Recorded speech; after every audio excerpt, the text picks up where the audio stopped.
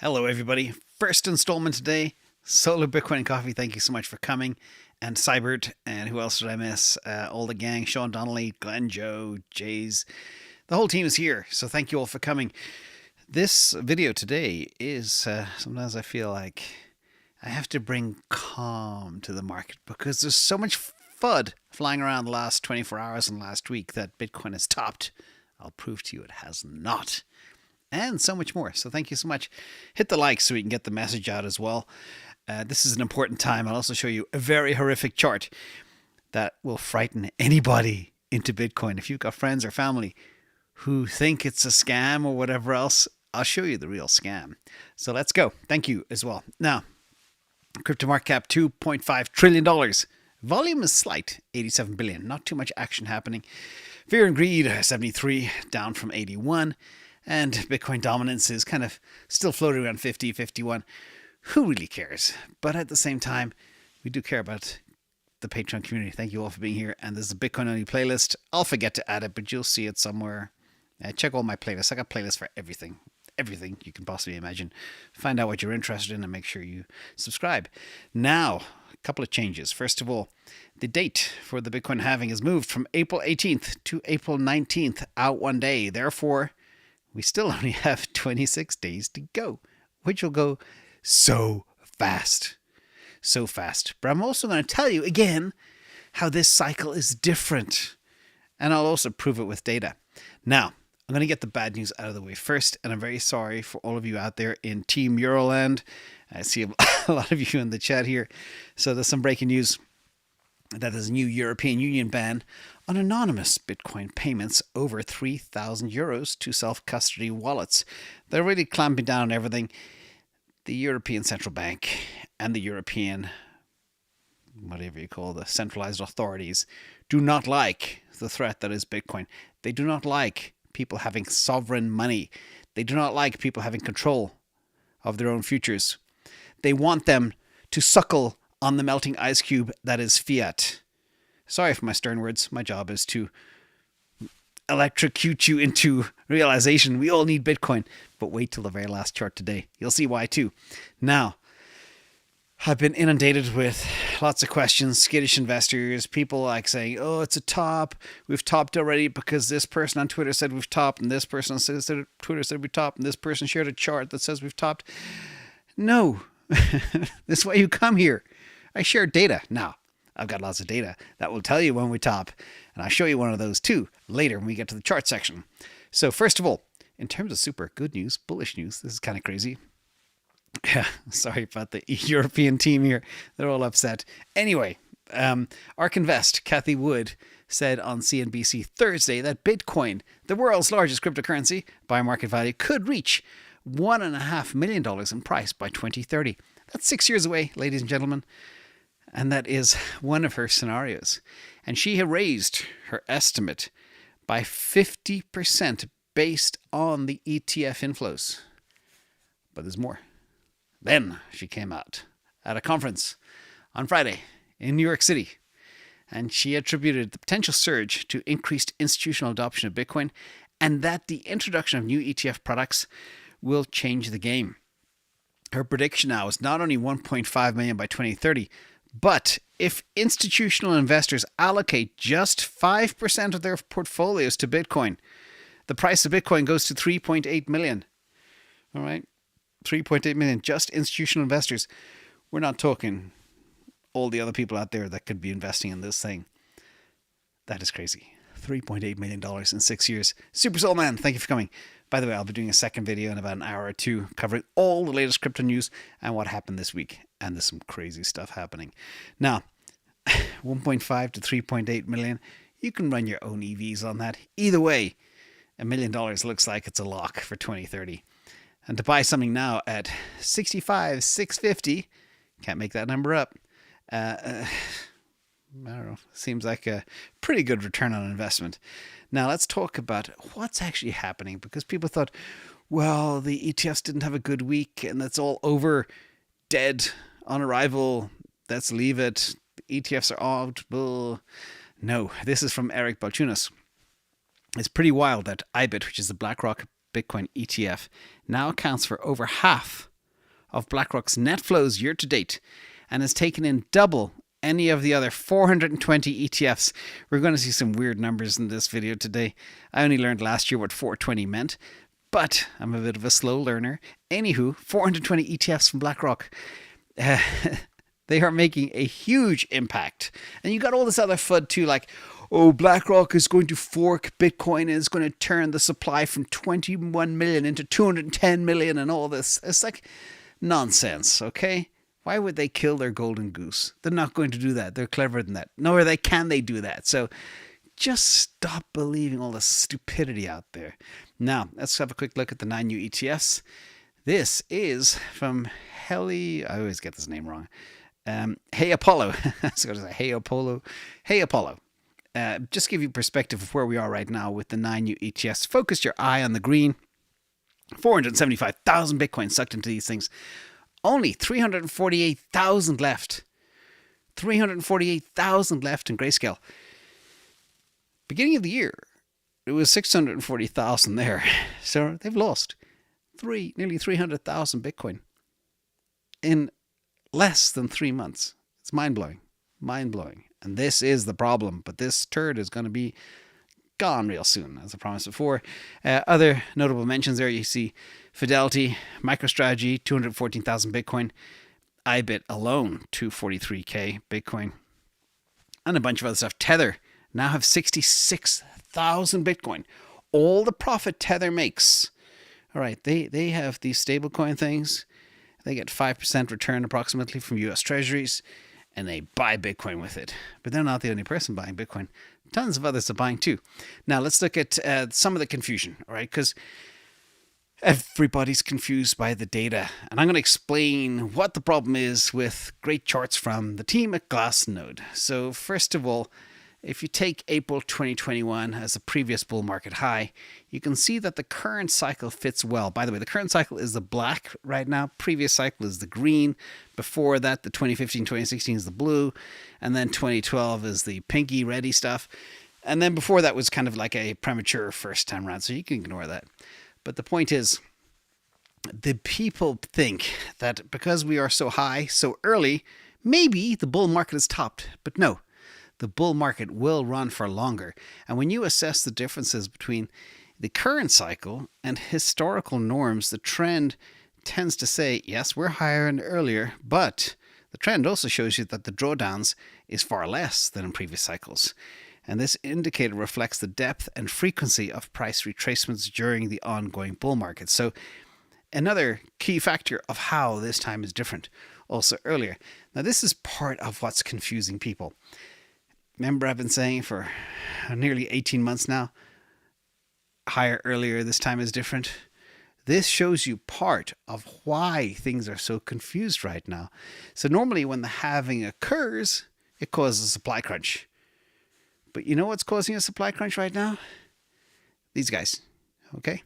And now people are thinking, oh, we're getting the halving supply crunch early based on the metrics and the on-chain stuff. Therefore, we've peaked. No, we haven't. Let's walk through this one here. This is an interesting chart. This is basically the long-term holder market inflation rate. And Bitcoin's long-term price is typically affected again by the halving, but the ETF activities have thrown a wrench in the mechanism. The long-term holder impact, the supply for trading, comes not just from miners, but also long-term holders who decide to sell when the market gets frothy. And this is what Glassnode called the long-term holder market inflation rate. They developed this metric to show how long-term holders accumulate Bitcoin or they sell, and they compare that to miner output. Now, this highlights when long-term holders are either pulling Bitcoin out of circulation or putting it in circulation, i.e. selling. In a nutshell, right now, the miners are mining 900 a day. You know that. In 27 days, it'll be 450. All right. And this will intensify the scarcity of Bitcoin and drive prices up. But the problem is the scale of acquisition by the ETFs are sucking everything from the market and way beyond what the miners are producing. And this suggests that a supply crunch is already upon us. And therefore, if we are in a supply crunch now, Things are about to get very wild, ladies and gentlemen. So seatbelts on, please. Another view of this is what they call the ETF supply sink. The halving impact is a trigger for bull markets by reducing the amount that hit the market, thereby reducing the supply. With the same demand, the price goes up. It's very simple. Also, minor selling pressure will be reduced because they can't throw 900 at the market every day. They can only throw 450. And it'll make the price go up, which makes it more attractive, which makes the price go up more and causes FOMO. But the demand right now far outweighs the new supply.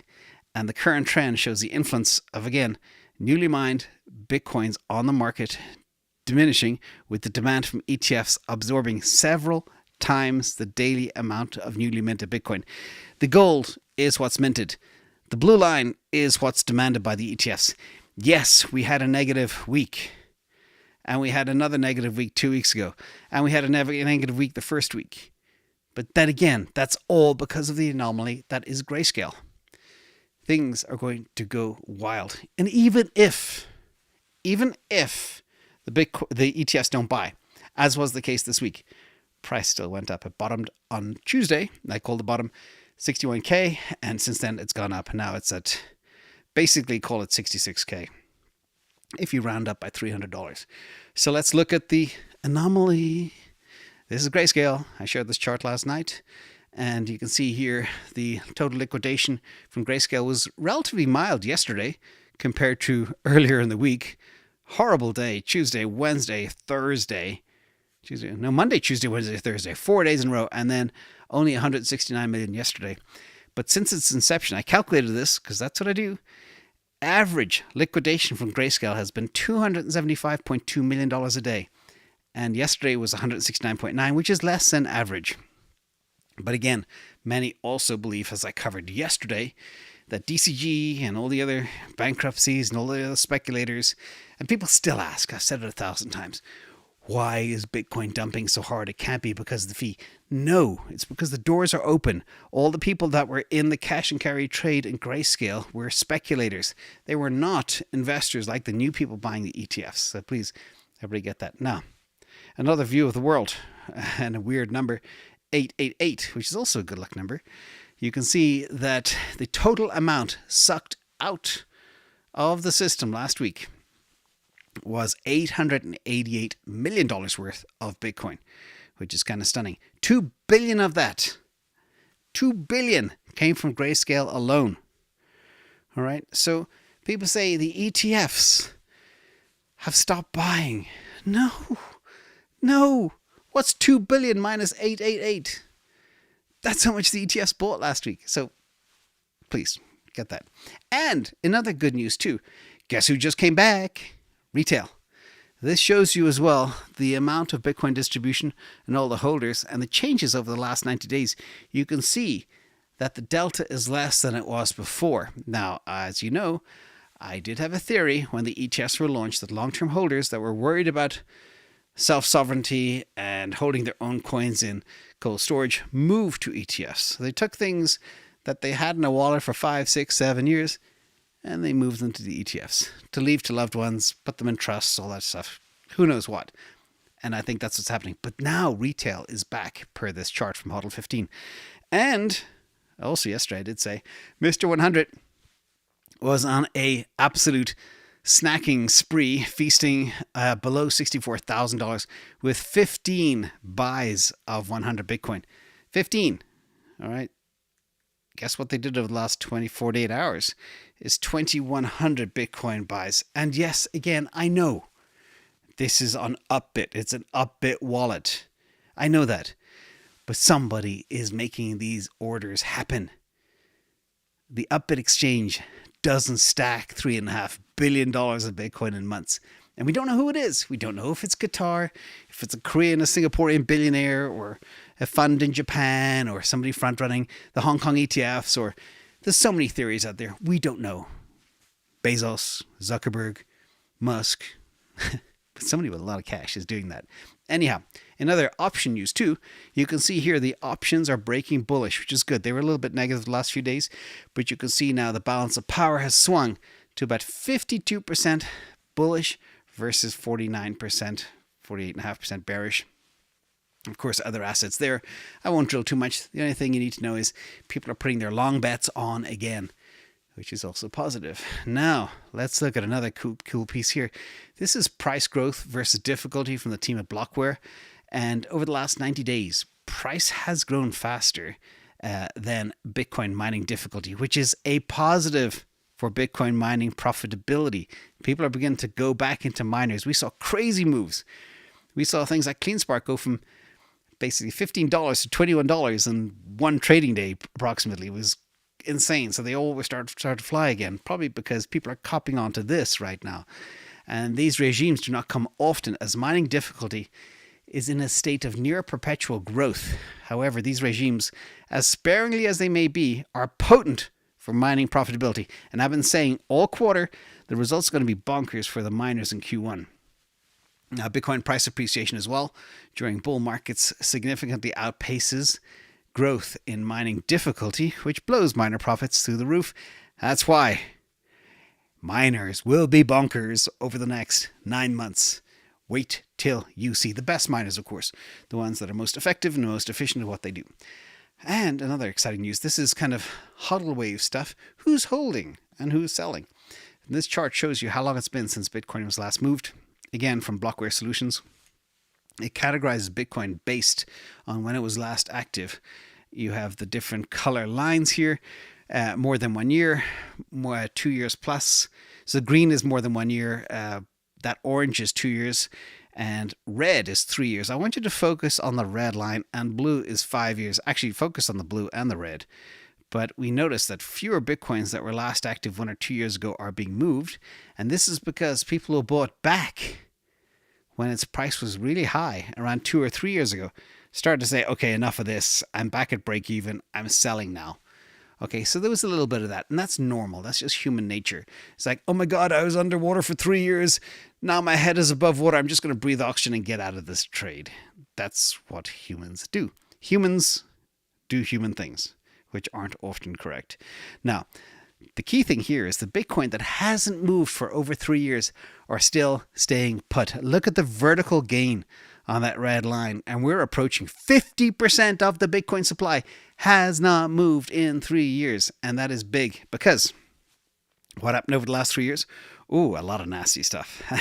A lot of volatility, a lot of price action, all-time highs going down to 15.5. Elon Musk buying Bitcoin and then stopping taking payment for Bitcoin and Tesla, and then China banning Bitcoin and all the scams, etc. Bonkers. These people held through all of that. They ain't selling.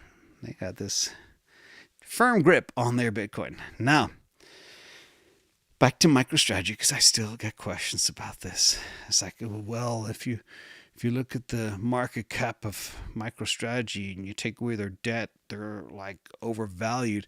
People still don't get it. So we're going to try break down again. Real simple. Sometimes you got to say things 3 times for it to be absorbed. And it is confusing. It's capital markets, it's financing, it's what I call financial jiu-jitsu.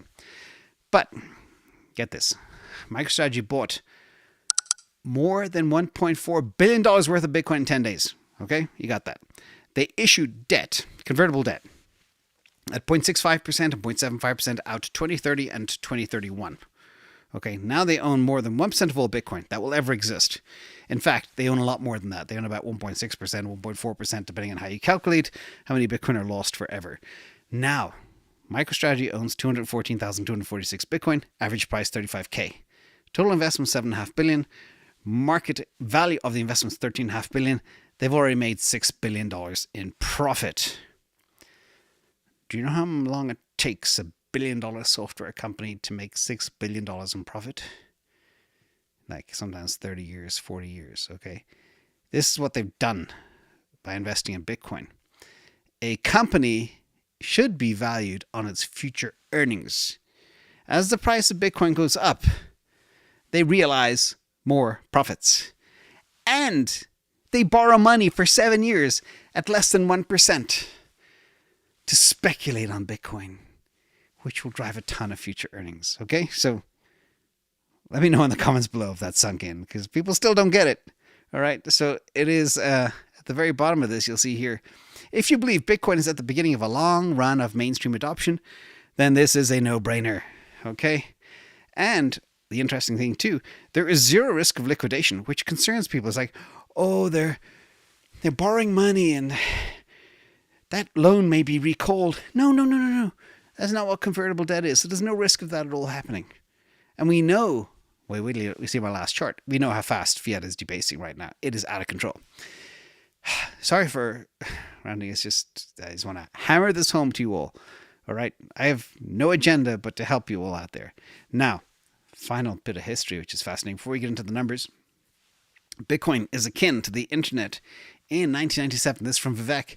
It has the same number of users as the internet had in 1997, and we are just getting started. In full disclosure, I started dabbling with the internet late 94, and I built my own computer in 1995 with a dial-up squeaky CompuServe thing in Europe. It was crazy times, and we have come a long way since then. Can you just go back in time? To get like the equivalent of a text message out in 1995 was really difficult. That's where Bitcoin is today. Perspective. And the other piece of FUD that everybody's worried about, got to put this one to bed too, from Walter Bloomberg. The ETH ETF is not going to hurt the Bitcoin ETF. BlackRock seeing only a little bit of demand for Ethereum from clients, says head of digital assets. They're not going to say, okay, that's enough of Bitcoin. I'm going to flip over to ETH ETF when it comes. They're not interested in ETH ETF. Okay? Clear? Now, let's get into the numbers. The black hole time of the show before we get to the charts. Raw numbers. Nice to see bottom right-hand corner, the orange there. But yes, the ETFs did have a weak Friday. But remember, BlackRock spent $451 million, call it $500 million on Monday, and $250 million on Thursday. Okay? Just one fund. Yes, Fidelity was slow. But again, it's a big day still, and things are still going really well for this. As I mentioned at the very beginning, it's BlackRock's most important ETF right now so far this year. Now, the macro update, what it looks like, you can see the numbers are kind of down, but nice to see the green rising. We always want to see that green rising, and eventually we want to see this green eliminated from this chart altogether. Be nice, and then the other guys will just run with it. That's what's going to happen. The money flow, we're very close to break even right now from Friday. That's the BEP. Normally we're positive, but because of the huge dumpage of $2 billion by Grayscale, that's what screwed the week. Did it affect the price that much? No. In fact, if you ask anybody that understands what dropping $2 billion of Bitcoin is like, we know when you buy 1.5 billion of Bitcoin, the price goes up 10 grand.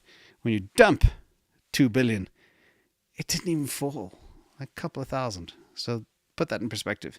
Now the money flows, as I mentioned, the red line is what you have to look at, and the blue line below, it's very close to break even, and it will turn up next week. I will bet my bottom dollar on that. Next week will be a good week, because that's how it works. The 24 billion is still the amount in the 9 new ETFs, because they sucked in all the Bitcoin from Grayscale, which is dumped. Crazy, you can't make this up. Let me get this number right. Nearly $18 billion worth of Bitcoin. Call it 20, round it up to 20. And there are still 449,000 Bitcoin in the new ETFs already. And the amount that are back in the system, 809 Bitcoin. Remember, Mr. 100 is buying all of these alone. One group, whatever it is sucking all that in. So, chart time. Let's go. I'll let you go. The Lilo prediction, layer in, layer out model, now predicts Bitcoin going to 169,169. I always love seeing patterns and numbers, and I thought that was mind-blowing. I've never seen a 169 in my life. And then the 0.14666. This is what the model calculated. I did not cook this at all. Unbelievable. So I thought that was a nice piece of history. 169.14666. And again, when I say numbers with sixes, I go back to Asian culture where it means smooth, flow, good luck, all that type of stuff. It's nothing to do with some religion that thinks it's a bad number. Okay? I want that to be clear too. People are saying, are you Satan? No, I just like numbers. And the top and bottom indicator as well, the final nail in the coffin of no, we have not topped yet. This is made up of over 20 on-chain indicators. We are still yellow. We've not even gotten to orange, dark orange, and red. Okay?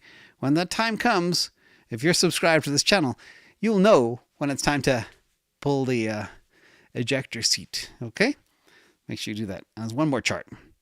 Okay? This is to convince loved ones why we Bitcoin. Real simple. This is on Thursday. A shout out to Joe Consorti. The US government added $1.2 trillion in debt overnight. All right. It went from 33.3 to 34.56. So call it 33.4 to 34.56 overnight. Okay. This is the legacy the government is leaving to your loved ones, your children, your ancestors, whatever. They'll never be able to pay this off. Okay? They're stuffed. Not to put a dampener on things, but just to give you another wake-up call, this is what's happening. It is insane. This is, I think Joe said, this is the looting. They've gone to the looting stage. Literally.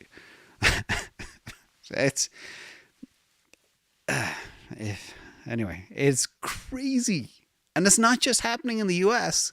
It's all central banks. That's why. Let's go back here. That's why these guys are trying to put a clamp on you and your self-sovereignty with Bitcoin. So, sorry for that rant. Don't forget to subscribe if you want to get smarter. I won't waste your time, but you will learn something new every 60 seconds. That's my guarantee to you. Thank you all for coming. Thank you to the mods in the chat, and I'll see you all in a couple of hours. Bye-bye.